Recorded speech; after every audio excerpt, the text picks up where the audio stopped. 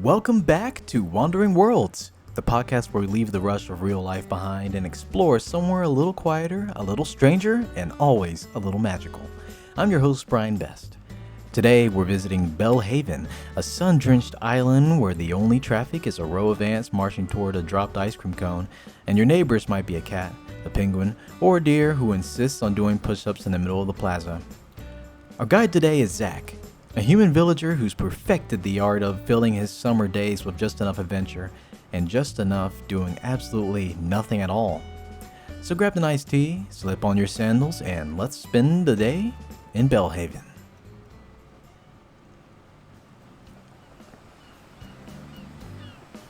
The morning on Bellhaven begins slow, like the island is still stretching its limbs.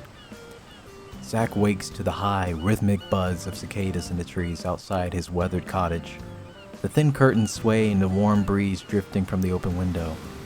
He yawns, scratches his head, and sits up, the wood floor cool under his bare feet. Stepping outside, he squints against the golden morning sun. The air smells faintly of salt and hibiscus. His house sits on the south shore, close enough to the waves that he can hear the gentle crash and pull of the tide without straining his ears. He doesn't rush anywhere. Instead, he wanders down the cobblestone path toward the plaza. Nook's cranny's already open, its striped awning fluttering in the breeze. Inside, Timmy and Tommy are in the middle of their perfectly synchronized pitch about today's hot item, a plain wooden table. Zach nods politely, though he has no need for another table. He buys some wrapping paper instead. You never know when a gift will feel right. Back outside, Zach decides to head to the pier. Anchovy is already there, leaning lazily against the railing, fishing rod dangling over the water. He doesn't say much. Anchovy isn't one for long conversations, but that's fine. Zach casts his own line. The bobber bobs gently in the sparkling water. Minutes stretch. Just two friends share the quiet, broken only by the occasional plop when a fish nibbles and gets away. Eventually, Zach reels in a red snapper, its scales flashing in the sun. Anchovy catches nothing. He doesn't seem to mind. By mid-morning, Zach follows the shaded dirt path towards the forest where Punchy's little blue house sits. Punchy's in a hammock, swaying gently, wearing sunglasses too big for his face. In one paw, he's holding a mason jar filled with a suspiciously green smoothie. May too much, He says with a lazy grin, passing it over without getting up. It's sweet, cold, and tastes like banana, coconut milk, and something he refuses to identify. Zach doesn't press the issue. They talk about nothing in particular. Cloud shapes, what bugs they've caught, whether anyone's ever seen Gulliver without his sailor's cap. After leaving Punchy's, Zach cuts across the grassy field towards the beach. Ozzy, the koala, is knee-deep in a sandcastle project. The thing is massive.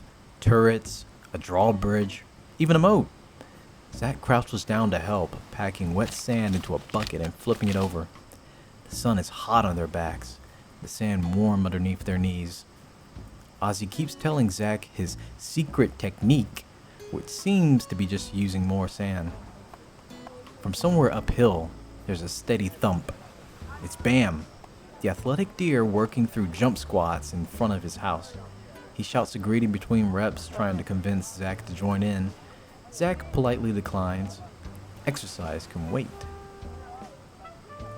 By the time noon rolls around, the plaza's busier. The Able Sisters shop is opened, and Mabel's out front showing off summer shirts with pineapple patterns. Rolled, the penguin, waddles over carrying a Nook Miles ticket, and he insists Zach should keep for emergencies. Someone mentions that KK Slider's playing tonight, so everyone's making plans to be there. Zach spends the hot hours of the afternoon wandering the North Cliffs.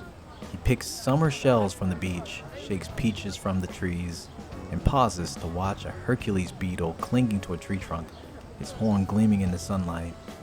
He even takes a short detour to the campsite where an unfamiliar squirrel villager is roasting marshmallows. They wave, but don't exchange words, just that brief neighborly acknowledgement.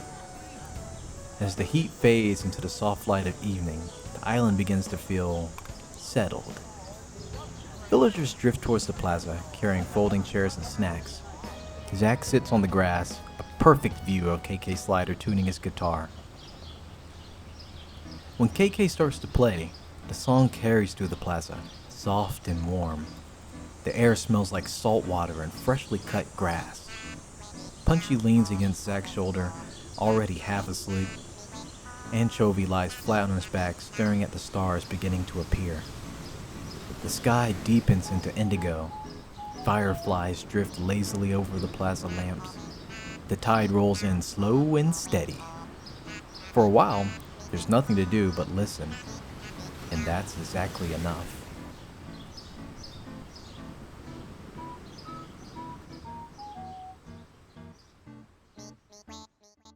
And that's summer on Bellhaven.